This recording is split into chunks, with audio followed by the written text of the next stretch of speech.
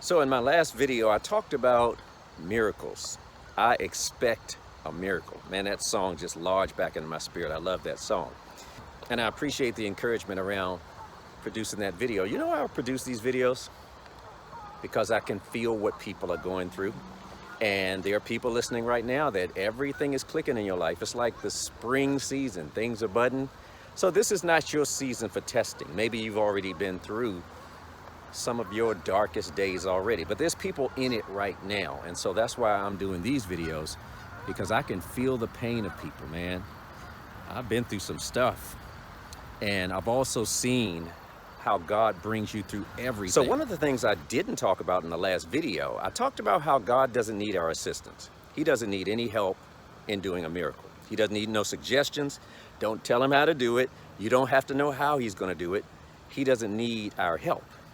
But sometimes he allows us to participate in the miracle. Every once in a while, he will give us an instruction, something to do that's going to help facilitate the miracle. And when he involves you, it's because he's training you. He's training you in obedience, but he's also training you that when he tells you to do something, most of the time it's counterintuitive. It makes no sense. It doesn't make any sense to you, but if you follow the instruction, then the miracle happens. I told the children of Israel, march around the wall 7 times and then shout, blow trumpets. That makes sense, right? Or how about Gideon? You're facing this massive army. Gideon has 32,000 men, and God says you got too many. Let's reduce this down. And if you ever read how he got them down to 300, he says, let's reduce it down. Let's get it down to 300.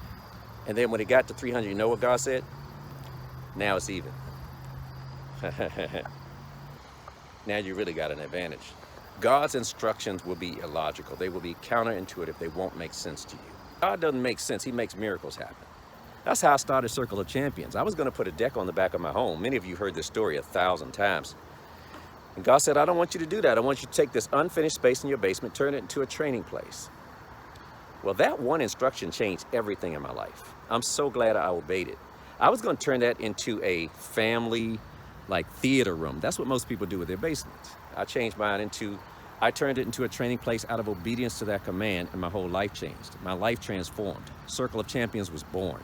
My membership program was born. My life as an entrepreneur took off of that one instruction.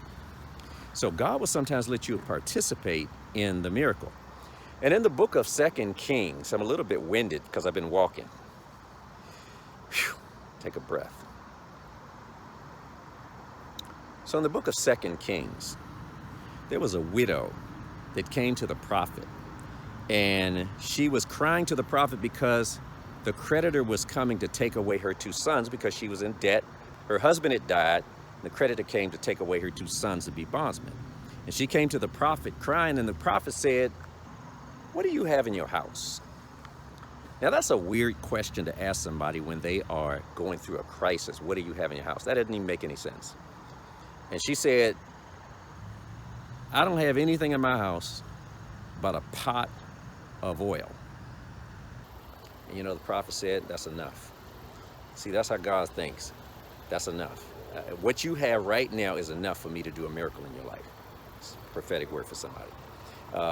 You may think that you can't win. You can win with that hand you got right there. The one you got, that's the one you can win with. God said that's enough. All you got is a pot of oil, that's enough. I can win with that. See, you might be complaining about the hand you got. Somebody else says, give me that hand. I can win with that hand. So the prophet told the widow woman, go and borrow pots from your neighbors. Borrow not a few.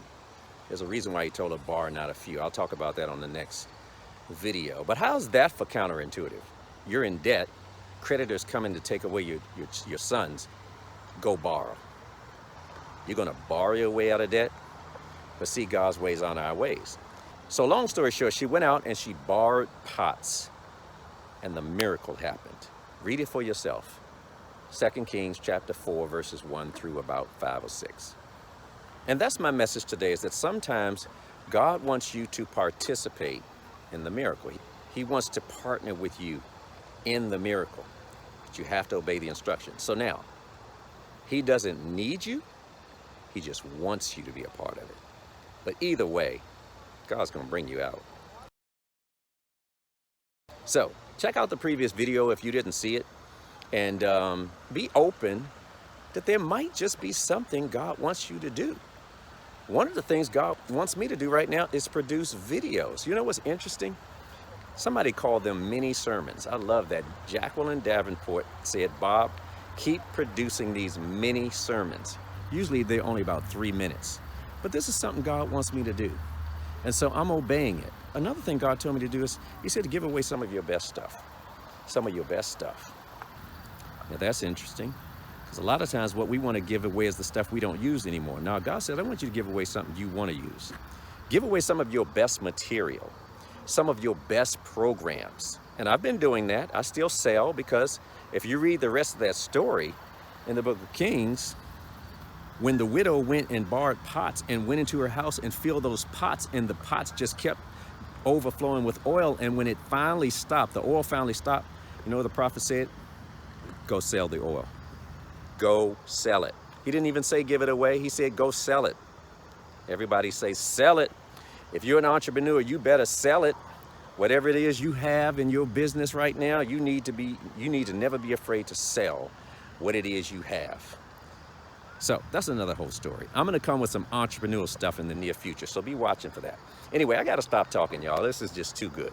I'm going to obey this message myself, and I'm going to be listening to God to see if he's given me an instruction, because he wants me to be a participant in the miracle. God's going to bring you out. Expect a miracle.